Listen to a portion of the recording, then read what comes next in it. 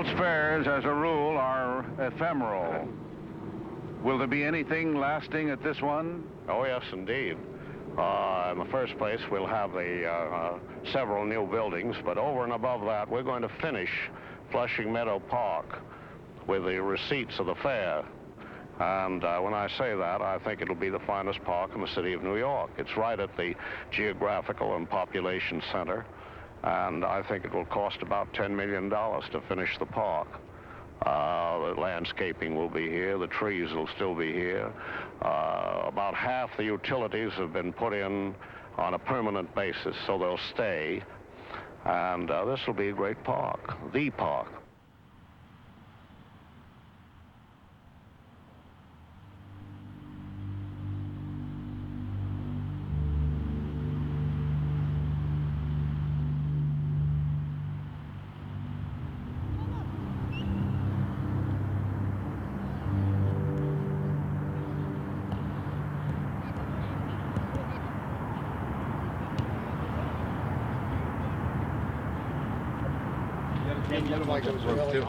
Do you have anything in here that needs to go? You took it in? Oh.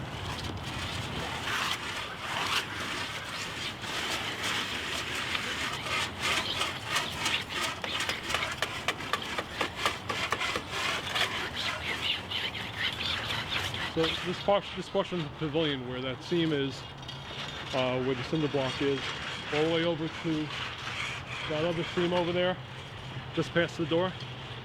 This wall wasn't here. They put it up after the fair to secure the areas behind the wall. All these doors were added also. This was an open snack bar.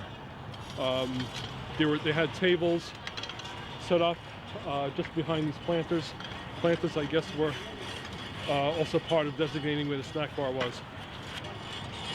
So we're just painting this first so it looks nice from the theater side.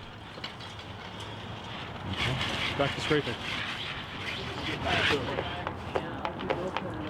The door down, and I'll just pick a red section. I feel raindrops. Don't say that. It's raining. Yeah, there may be a little something there. Save the rain, dropping it down. See, we need more paint. We need a red for the other end.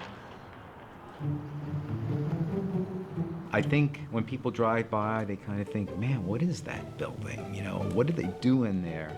The building has been weirdly off everybody's radar now for a number of years. I mean, it's there, and everybody sees it when they drive past it to the airport. But people don't think about it in the same way that they think about a lot of other buildings that represent preservation challenges. It's a great big minimalist sculpture out there with the towers. The towers are incredible. Of course, with Men in Black, everybody, started knowing as the Men in Black towers. It's just those towers from Men in Black that become spaceships at the end and explode, and that's how most people know it. It is one of the most unusual structures you ever see. Like, it still looks modern today. It's part of the landscape. It's part of the landmarks that you see when you fly into LaGuardia Airport. A lot of times people don't know what it is. They notice that on the plane. I'll go, oh, there's, the New York State Pavilion. And people go, is that what that is? Of course, on takeoff and landing, I always like to take a look out. Oh, can I see it? Yeah, this gate's right there. So. A lot of people don't know the history of it, and they've never seen pictures even of the glorified New York State Pavilion. They've always seen this building that looks rusted out. But I think it's maybe better today than it was when it was embedded in the fair itself.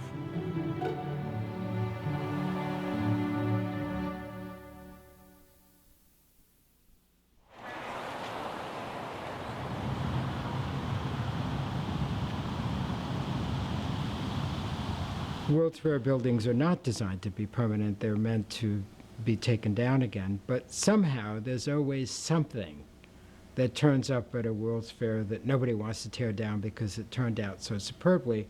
And in this case, the New York State Pavilion was one. Well, I think in order to understand the story of the New York State Pavilion, you really need to understand how Robert Moses viewed this entire park and this fair. He was involved in the 1939 fair, 1940, and he built the basic park. Well, Flushing Meadows, from the time that the borough was first settled, was always a very vast, unpopulated terrain. Nothing was really ever settled in the territory itself, and that's how it was up until the beginning of the 1939 World's Fair. The only industry that took place in the meadows was, of course, the famous ash dumps, which was controlled by the Brooklyn Ash Removal Company. Garbage was collected from Brooklyn by a special train by a very shady character named Fish Hooks McCarthy. And so basically the garbage, the waste of Brooklyn, got dumped in Queens. The Great Gatsby, which is written by F. Scott Fitzgerald, he wrote about it. And he named it the Valley of Ashes, where ashes grow like grotesque gardens into ridges and hills. And he describes it very beautifully. Robert Moses and his political machine basically forced the Brooklyn Ash Removal Company out. The truth is Moses had been dying to make Flushing an even grander park that in his mind was going to surpass Central Park. You know, a lot has been said about Robert Moses over the years. He was certainly called the master builder and probably the king of New York City. And, you know, that's all justified. I mean, his success establishing the 1939 World's Fair in Flushing Meadows really set the precedence for everything that he did after. But there was no money after the first fair to then turn it into this park that was going to blow the doors off, Central Park. So when the second World's Fair came along, the idea for it, he just seized the day. It's very uncommon for them to do two World's Fairs in like the same exact location with just a short time span. The 1964 World's Fair, I think, stands out as one of the most important, significant cultural moments of that generation. It was better than Disneyland. Space exploration, undersea adventures, it was all there. It was my future that I was looking into. It was kind of like looking to a crystal ball. Cars with computers in them and everything. You get to ride in the car and see the future, what the world was going to look like. The technology of the fair was like a wow factor to me. It was very, very dynamic and very, very promising. And they always tried to show the newest thing, products that came out, some of the corporations, Kodak. All the ones that had rides, like Bell Telephone, and the car manufacturers, Ford, GM. General Motors and Chrysler. They introduced the Ford Mustang at the World's Fair, and you could sit in a Mustang and ride through the Ford Pavilion. Mobile phones that were using on the video phones. And for years after that, I remember, when is that going to happen? That should happen, I was also just real impressed by the monorail systems. The Pepsi-Cola It's a Small World, which of course is still at all of the Disney theme parks. Imagine an entire space like Flushing Meadows Corona Park. We're talking exhibits from corporations, different states, countries, just all trying to promote themselves. So it's a lot of commercialization, but also trying to inspire people. There's a lot of invention, discovery that goes on at World's Fairs. In a way, it was like a theme park before there was really a theme park.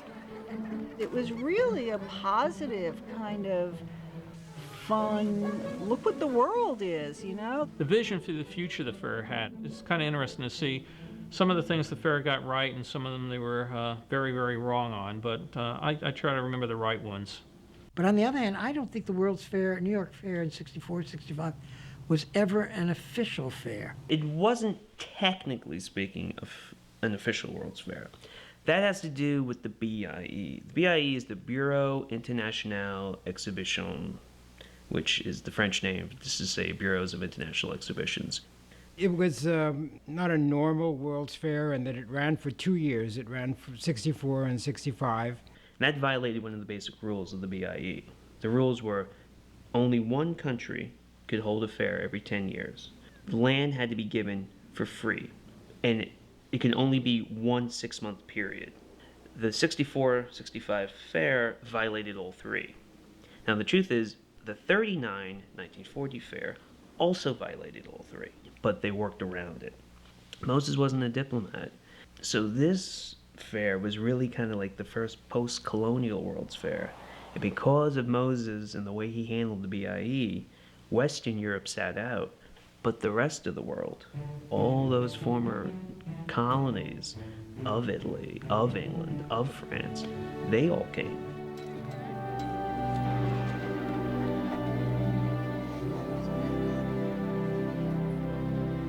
It just must have been mind-blowing to be a kid wandering around Flushing Meadow Park and seeing, you know, Africans from Africa, or Indians from India, or Arabs from Saudi Arabia, or, you know, Mexicans from Mexico. So you could literally sit by the fountain of the Unisphere and just watch the world go by. Everybody seemed proud of where they were from and what they were showing off. And that was great.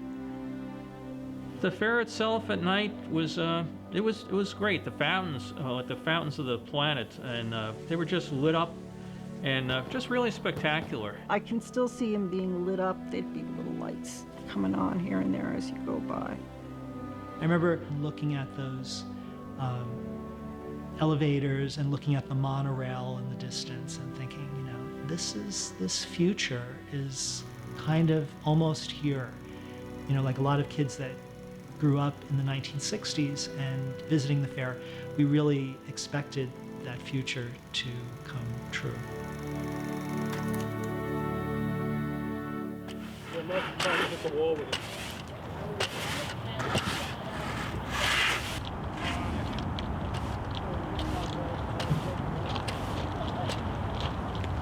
Did you play with the echo?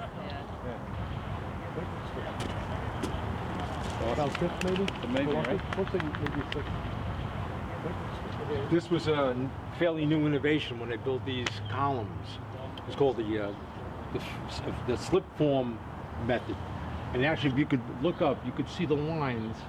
They poured section by section, day by day. And you could see where they stopped pouring the concrete and started. You could see the different colorings. These forms were poured in the coldest parts of the late 62 into early 63. It was just like brutally cold, but yet they kept pouring, putting antifreeze into the concrete, and they covered everything with burlap, you know, so to cure very slow. Beautiful work of construction here. This whole area is dropping. We spackled it up to make it look better, but basically this whole area here sunk about 6 inches or more because the footings in this area sag. And if you look up that way, you'll see the mezzanine split, causing, you know, due to the sagging of this portion of the wall. These were all flower boxes during the fair. All the way down all the walls. All beautiful fresh flowers and everything. Remnants of what was. The critics who trashed the architecture of the 64-65 fair, they just didn't get it the way we do today, because we live in an era where we accept this kind of what kids call today a mashup of architectural styles and periods and time. Whatever you can say about the 1964 World's Fair, it was not an architectural triumph. There were just a handful of buildings that were of real note architecturally, and this was one of them. Nelson Rockefeller, the governor then of New York State, wanted the building to be as magnificent as we see it. He wanted it to be the biggest building, the tallest building, to show the strength of New York State. Nelson Rockefeller wanted a building that was state-of-the-art, that would reflect the sophistication of New York State, and I think Philip Johnson gave him that. Well, Philip Johnson is one of the most interesting figures in American architecture in the last century. He did an enormous amount to bring architecture into public view and make it a subject of public discussion and interest.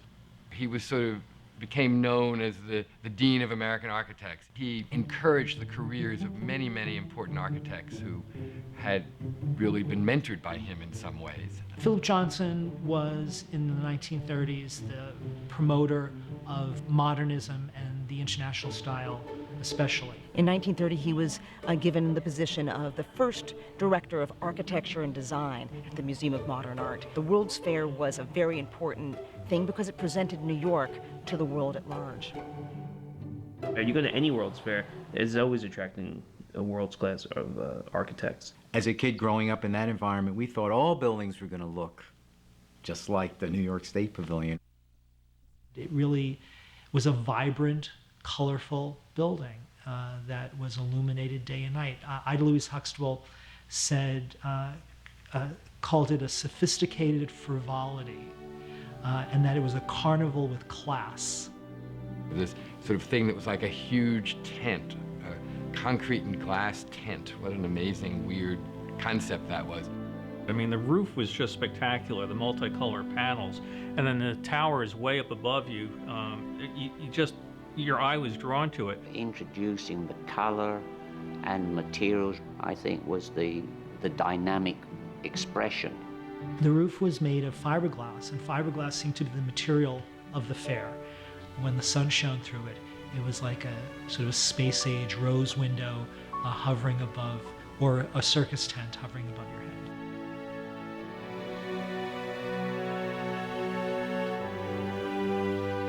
The light coming through the tent was fabulous. And it was, nobody had seen a building quite like that.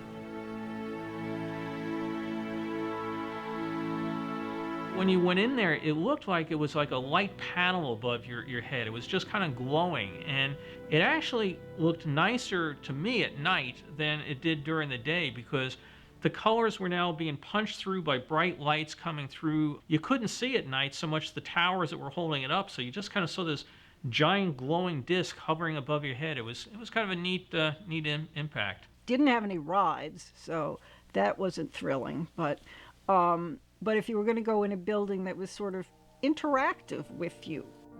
But when you walked through into the center, there was just stuff spread out all across the place. There was a stage where there was always something going on. Entertainment would be your sort of Macy's Day Parade kind of entertainment. From classical performers to rock bands, I mean, you just name it. It was just every kind of entertainment. They invited every single performing group across the entire state to come down there. I mean, if you had a garage band, you want to play at the fair? Come on, we got you at 2 o'clock next Thursday. They gave you a slot. Your high school marching band could come down. What the Tent of Tomorrow offered was you could do your own thing. You could walk in and walk out. 1 minute you could see Hudson River School paintings from the 19th century, and then the next minute there'd be a twist contest. So it was this really interesting mixture of high culture and popular culture, and Philip Johnson mixed it up. There were stores there where people could buy souvenirs and other objects. But then the mezzanine itself, well, you got another great view.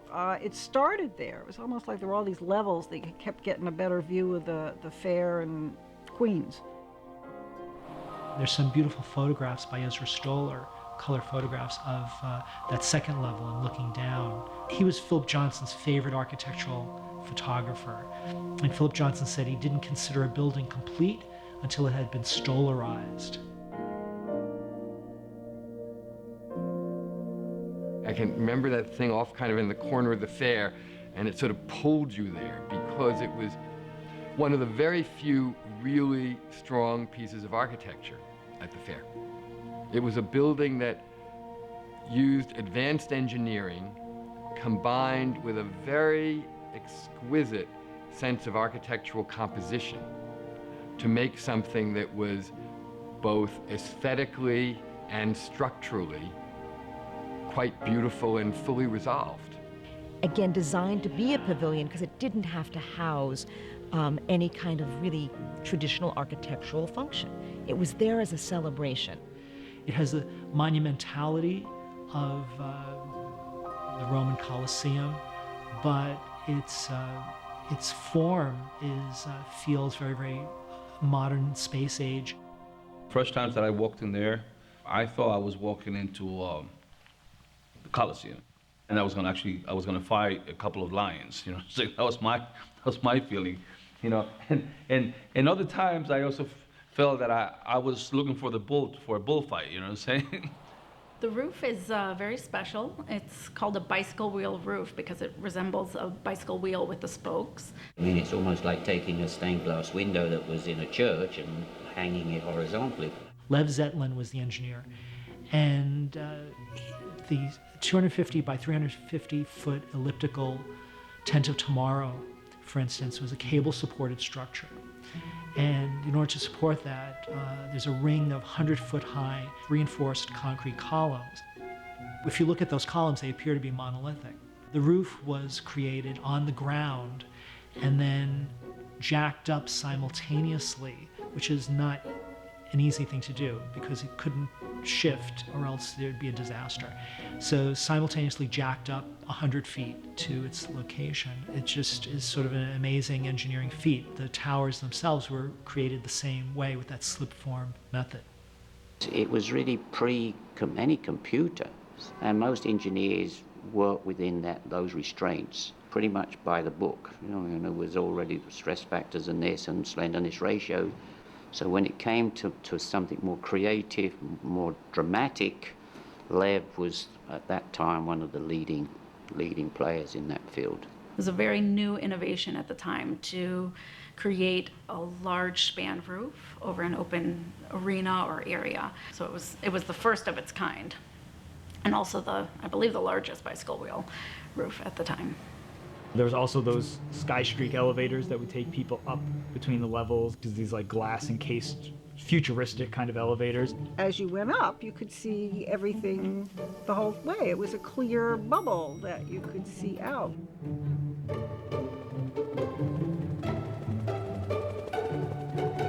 The towers were the tallest at the fair. 226 was the maximum height. The top two were observation, and the bottom one was used as a kind of VIP lounge. Truly spectacular view of not only the fairgrounds, but all of New York. It was a fun building. I mean, it was fun to go up on those observation towers and elevators. When you look and you see just this long cylinder column and this big dish sitting on top, you're thinking, I wonder how they did that. What you get in effect is a 360-degree panorama with very little structure. So that solved an architectural problem. In the Theaterama building, the third component of the New York State Pavilion, which showed a 360-degree Cinerama movie about the state, on the exterior, on the blank exterior, he chose several pop artists. Contemporary artists had designed pieces that were attached to the building, like Robert Indiana did one of his big Eat signs. And it was the first time outside of a gallery that the larger public saw pop art. 50 million visitors visited the World's Fair over its 2 seasons and saw Andy Warhol and Ellsworth Kelly and so many others for the first time. The fair is one big advertisement for corporations, for rides, for companies, for countries. New York State Pavilion is a pavilion that's one large advertisement for New York State. There was on the floor a huge, giant road map of New York State made by Texaco, the gas station company. And it was very popular during the fair because people would like to walk onto that road map and actually point out the city that they were from. And you walked across it, you felt like Gulliver marching across the land. You would always just see all these crowds of people with their little Kodak Instamatics and all, and they're saying, oh, there's Long Island City, or, there's Poughkeepsie, or there's Albany, and it was a great attraction for them to do that. It was just unbelievable. All the detail that went into that, the little route signs and the cities where the intersections were, where the freeways came together. It was amazing. Everybody that walked in there that had any connection to New York State would go and try and find where they live. Another kind of pop art thing, which takes things and changes their context. So now a road map is something that you could walk across, and kids loved it, but so did adults. I mean, how far is it to walk from New York to Buffalo, along the New York State Thruway? You could actually do that. I'm Jerry DeLazzaro. Worked for Port Morris, my family business, for 45 years before I retired. I was sort of a gopher at the time, I guess, because I was a young fellow just starting out. I'd only been working here a couple of years. And the way the whole thing came about was my uncle, who was pretty familiar with and friendly with Philip Johnson, because we've done a lot of work for them before. Philip Johnson had asked him, what do you think something like that would cost? And my uncle said, $1 million, off the top of his head. I don't remember how much it all came to, but it probably was close. Terrazzo is marble chips and mixed with cement. The terrazzo that was done at the World's Fair was actually done on marine plywood.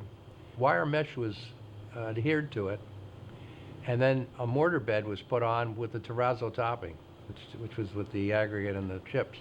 So it turned out it was about 2 inches thick. And these panels were 4 feet by 4 feet. They were pretty heavy. All the divider strips, which made the map itself, was done up in Connecticut, and they did all the layout and from a Texaco map. They actually blew up the map, and I understand a lot of the students from Yale University helped out laying this thing out. We'd receive the panels. They'd come down from Connecticut, and we'd put them up on benches, and all the different colors were put in by hand with a trowel, and then nowadays we use epoxy for most of the terrazzo. We'd finish them, polish them, and put sealer on them, and then they were brought to the job, and they were set on the job in a very light mortar setting bed just to seat them. A funny thing happened though is after the thing went in, millions of people were walking on it, and they come to see where their little town was, and some of them weren't on the map. And then we'd hear all kinds of noise from these people, and some town official would get on the horn, and before you know it, we'd be out there with hammer and chisel and opening up a space and putting in a new town. And originally these panels were supposed to have been taken up at the end of the fair and brought up and installed in a building in Albany somewhere, which would have been really nice because we'd still have them intact at this point. But unfortunately, they were left on the site and turned into a roller skating rink. And unfortunately, I don't think there's anything that can be done to save most of it. Most of it's completely deteriorated. It was a work of art, really, when you think about it. It was pop art before its time. I never thought about that before, but it was.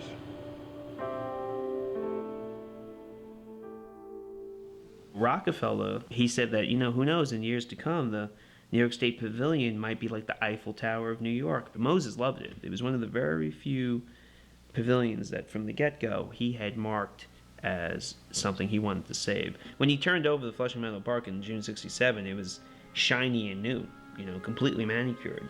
The pavilion was operational. Everything was great. The Science Museum, the zoo, the fountains were working. That's June '67. That's only 18 months after the fair ended. But man, it must have seemed October '65 must have seemed like a much, much different place than June 1967. The historian Arthur Schlesinger said that those years, 64, 65, the United States was on a pivot. We were moving from a period of relative consensus to a period of conflict. And so by the time you get to the 70s in New York City, it's just pure urban decay. And that's where the New York State Pavilion, I think, becomes a symbol of this former grandeur. It was pretty intact into the mid-70s. I can remember it. But there was never the funding to really maintain it. There was just a lack of imagination. They just said, oh, we'll have some concession in there or something. It was sometimes a concert space where you'd had some pretty big name bands would go in there and perform. Grateful Dead, Led Zeppelin, other really huge acts being at the New York State Pavilion, which now seems impossible. In the 70s, it became a roller skating rink because the floor was still beautiful. Also, 1977, Michael Jackson and Diana Ross, they actually shoot some of the film for the Wiz. Towards the end of the 70s, it's when actually something happened there. I don't know exactly what happened, but it was left alone. I'm Christine Jellin was my prior name. Last name now is Rafalki. We're originally from Cleveland, yeah. In 1970, the only place that there was work in the entire country, my husband was an electrician, was on the World Trade Center. He worked in the elevator shafts, putting up the elevators in all those buildings. It was our idea to put the roller skating rink in, actually my husband's, back in 1970. We were competitive skaters at the time, so we drove out to Long Island just about almost every day. and past the New York State Pavilion and Flushing Meadow Park, and one time we stopped. We were looking around the building, and so one time we went around walking on the floor, and that's when he discovered, it's terrazzo. There's a, map of New York State on it, and he kept saying, why, was this left vacant like this? Because it was starting at that point to deteriorate a little bit. Little chips were missing out of it, and my husband said, this is all clear span. It's terrazzo. Terrazzo makes a wonderful skating floor. Why don't you find out who owns the building and let's see if we could put a roller skating rink in here. It took about a good 6 or 8 months for us to get permission to do anything with the building. The city said that they, didn't have money to do any funding like that.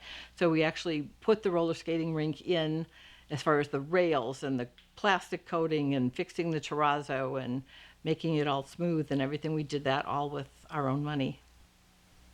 And we opened on St. Patrick's Day, March 17th, 1972. We had a 3-year concession agreement, and we operated for 3 years. The roller skating rink, we called it Roller Round. Then after a while, it got the nickname the New York Skate Pavilion.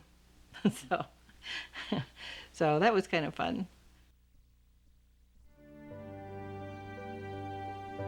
We didn't really have a business plan. We weren't business people.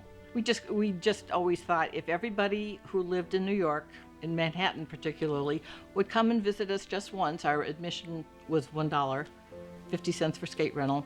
And if everybody just came once, then we'd be millionaires. I know when we had skating sessions there and you had the music and the lights, and it was just magical.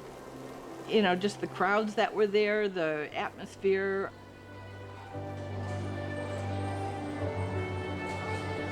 The people, you hear the music and the happiness in the air.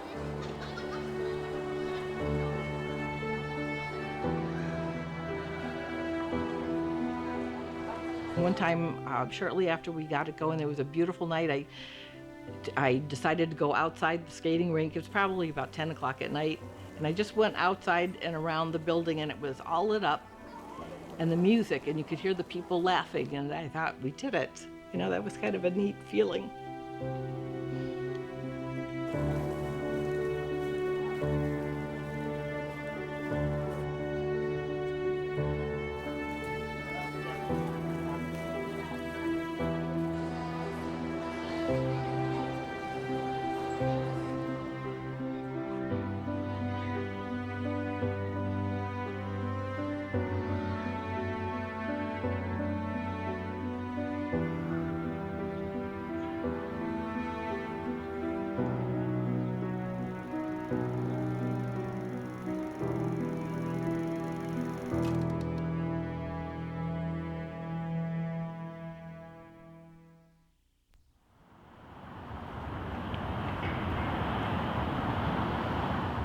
When we would be at the building, a lot of kids would stop and say, what's going on? Because they weren't used to seeing people there.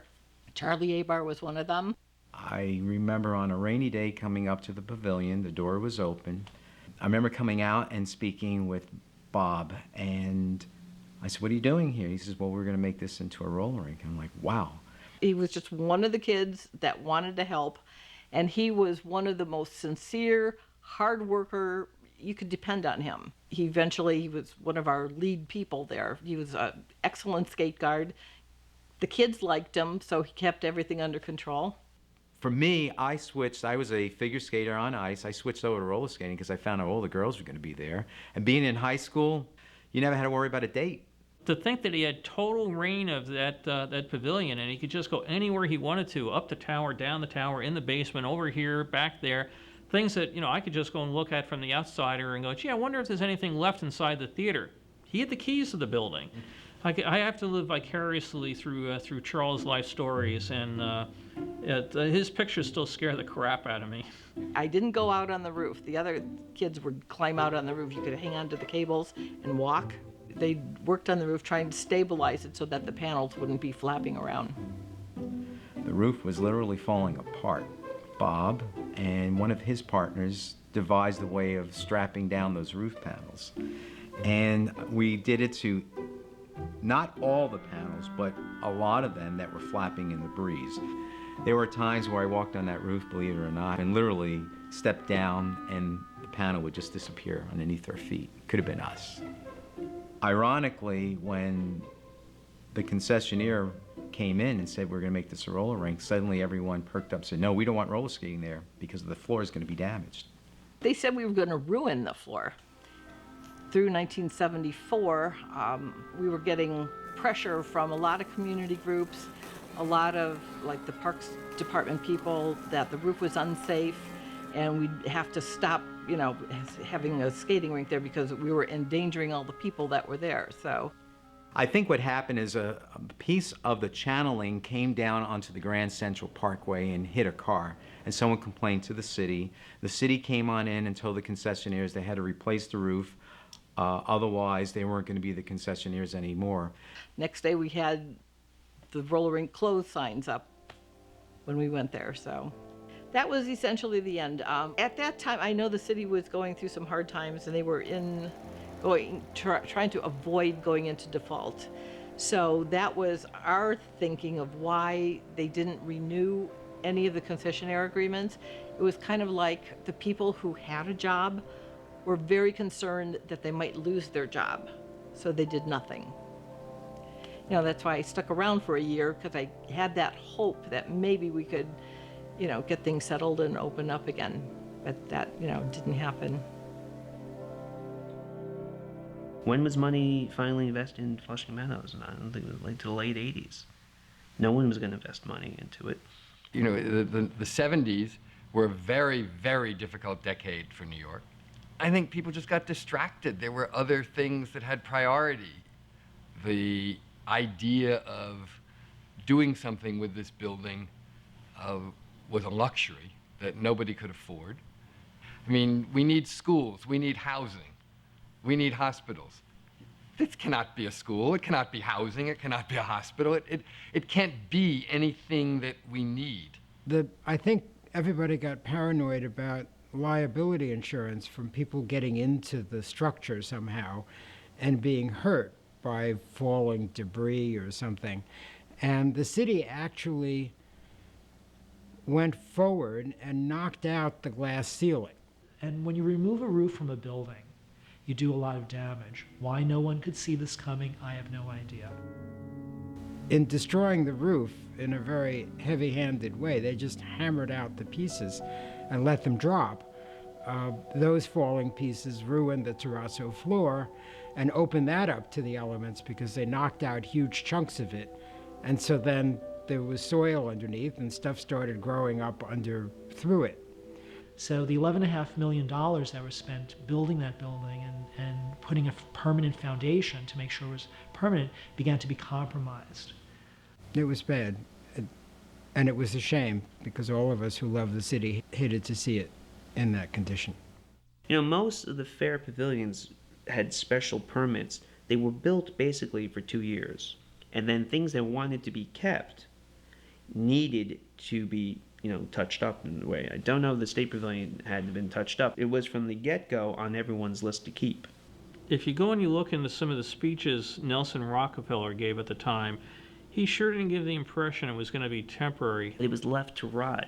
In New York City, it was left to rot. And by the 70s, that park was rotted, and that structure had begun its long, self-destruction.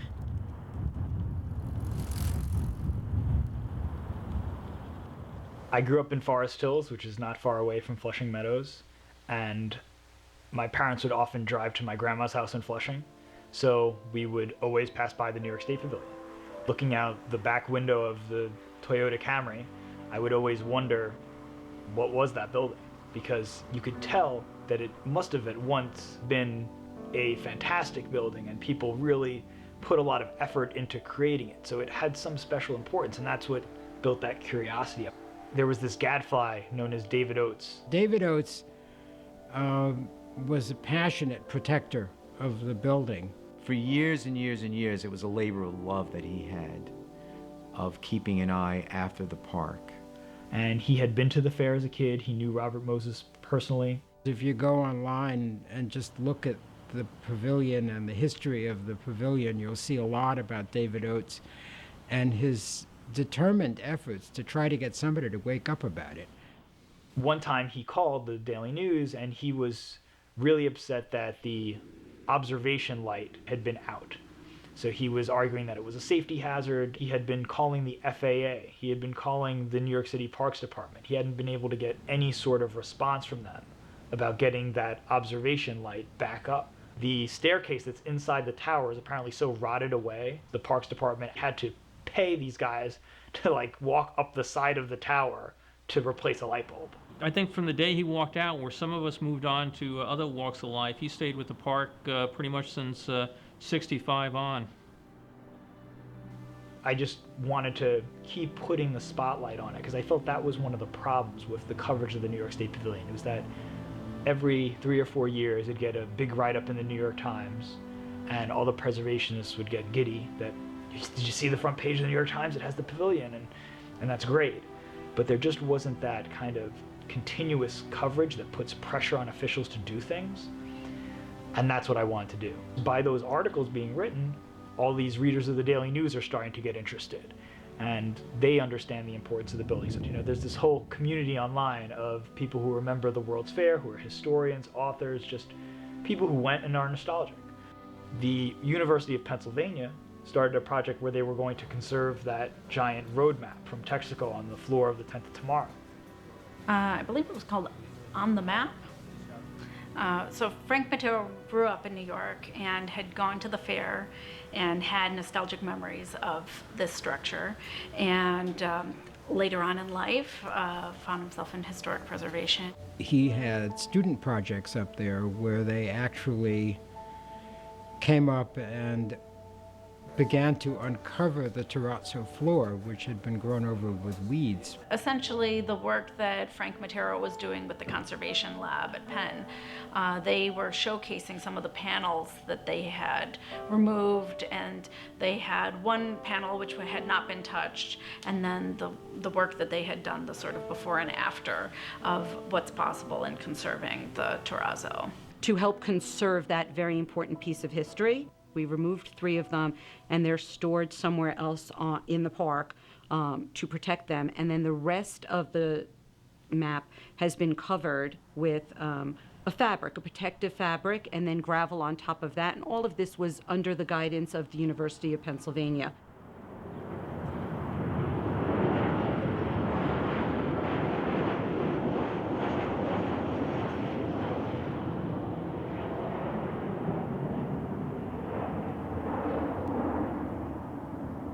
Essentially, the Queen's Theater in the Park is really thriving and doing well, and even had an addition constructed, a glass atrium addition. And the Tent of Tomorrow and the towers are sort of just rotting right behind it, next to it. It's so hard sometimes to think of how to reuse a building. There was a really nice idea, which I don't know why nothing happened to it, but it was a great idea, by a firm, an architecture firm from New York called Create. And they came up with an idea to sort of repurpose it into an air and space exhibition hall. Frankie is another individual that's put a lot of time and effort trying to save that building and gotten nothing but ridicule for it, trying to convince people that this thing was an architectural wonder. He put an awful lot of time and effort into doing just some incredibly great drawings of what the building could be, for blue skying it. And then, unfortunately, the city just walked away from it. I can remember taking trips into the city and passing it all the time on the Grand Central LIE, sitting in the back of Dad's Oldsmobile, wondering what it was. And my parents, who had been to the fair and could remember it very fondly, explained it's the World's Fair grounds. And so you hear fair, you think, well, let's go. What's with this fair? Amusement park? No, it's not a fair anymore. Fast forward to about 2000, had a meeting on Long Island on a weekend. I just needed some time to sort of veg out before I went back home. So I pulled off on the parkway and said, I'm going to go take a look at it. And I had never, ever been, all these years I had never been to Flushing Meadows Park. start walking around the Unisphere, and then stroll over to the New York State Pavilion, and could not believe the state it was in. So I started searching on the internet late at night. What's with the pavilion? How can I help? Who can I reach out to? An architectural firm here in the city. This is crazy. We connected with Bill Young, who runs an amazing website for the World's Fair. So it was through Bill Young's effort in being in contact with Frankie that eventually we met. And we conversed quite a bit, and then we actually physically met at his office at the top of the Chrysler building, and we thought we had something that was valuable to all New Yorkers. So he, through the internet, makes this connection, and eventually we get a client out of it, which was Charles Abar, who had this vision. He didn't draw, he wasn't an architect, and so he had this idea that the New York State Pavilion should be something else. And he's got this idea to turn the pavilion into an air and space museum. We felt that an aviation museum would be the appropriate fit, because we could hang up airplanes from the ceiling, have the whole building enclosed, and have a connection from one of the towers leading into the building via a ramp, a glass ramp. Unfortunately, the city of New York and its bureaucracy and its fathers felt that, yeah, we need to do something with the building, we need to save it, we think it's worth saving, but we're not too sure if another museum would be good for the park. You'd have these meetings, and they'd say, interesting, nice, great, where's the money?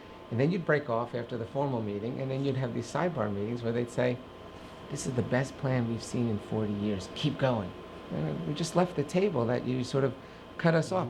Frankie, keep going, just keep pushing, don't worry, keep pushing, we're telling you, keep pushing. And so you get a lot of missed signals, and this occurred for numerous years. We had amazing PowerPoint presentations. Mr. Johnson was kind enough, I think at the time he quoted himself, he had a quote in the New York Times, blessing the concept to save the pavilion. He didn't like it in ruins. We met with some great parks people. I remember one coming to our office here saying, I expected you to be older. And I said, well, is that good or bad? And she said, no, that's good, because this is going to take a while.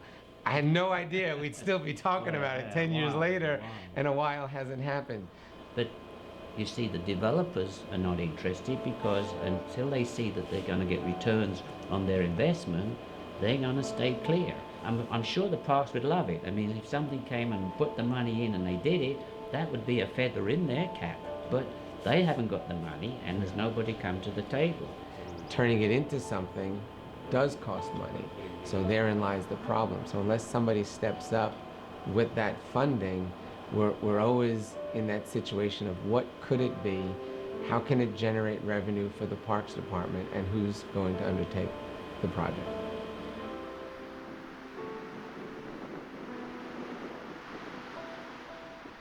The pavilion came up more than once. He really liked it. But Philip was a funny kind of a realist, and I guess at that point when I knew him, he was pretty old. He was in his 80s, and he realized, I think, that sometimes things just don't go on forever, and he never sounded particularly crushed or insulted to me that the building had been abandoned. In fact, he sort of liked the way it looked as a ruin, and he thought people should recognize that ruins can have beauty and an aesthetic of their own.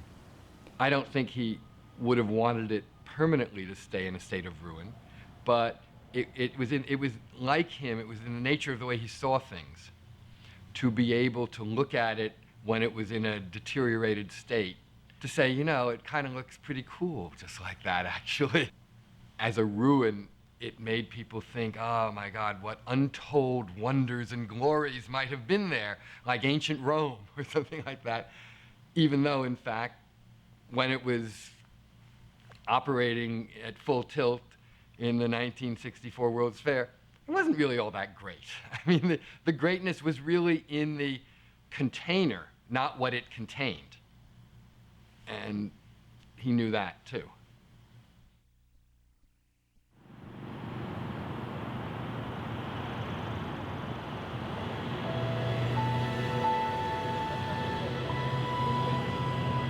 This is the day. This is the day that's 4 years in the making, as they say. And it has come to what we started. Look at this, it's absolutely beautiful. We have the original World's Fair flag going. The excitement is here. It's like the first day of the fair. This is just like the first day, 50 years ago, and it's amazing. The energy's here, and the rebirth of the pavilion basically starts today, I think. This is it.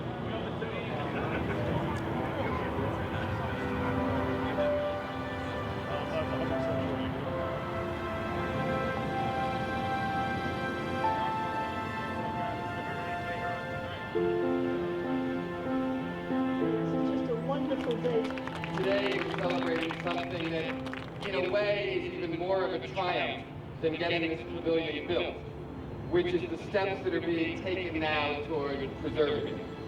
That's why it's a special pleasure to be able to announce now that the National Trust for Historic Preservation has named the New York State Pavilion a national treasure,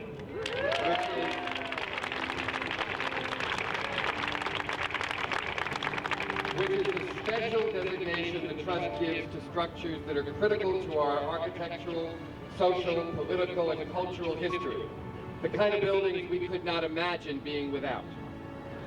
The New York State Pavilion was the finest architectural achievement of the 1964 World's Fair.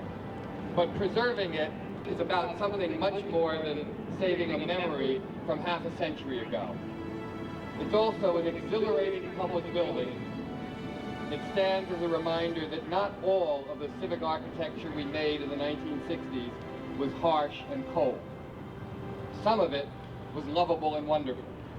And now the Tent of Tomorrow, as it was called, has the potential to be a new civic symbol for the resurgent Queens, as well as a vital public building within one of the city's greatest parks. For a long time, the future of this building was a question mark. But in time, it will not be a question mark at all. I think it will be a different piece of punctuation. It will be a great exclamation point in the middle of a resurgent Queens. Thank you. No one had an idea. The Parks Department, certainly not us. We're now, from what I understand, Tom of our team has handed out tickets. They're numbered tickets. They started at 1. He's at 1,700. And there's still a line over the Grand Central. It just blows me away. At times I'm choked up. Just that here you are thinking, maybe I'm the only one that cares about this place, but clearly we're not. Finally, it's a very public building. It has so many uses. I mean, you could imagine concerts and dances, performances under the tent. I would just like to see it being used for something instead of sitting there decaying. It's a great, great, great facility waiting to be used and waiting to be renovated for future generations. New York State Pavilion is almost like it's like a folly. That is, it's like this playful structure, only it is built to scale and you can use it. I can imagine the future of the New York State Pavilion as being something that at this moment we can't imagine. I mean, that's in a way the most exciting thing, is that this could be a great place for something that doesn't even exist yet, that some brilliant young designer will conceive of and a new function will emerge.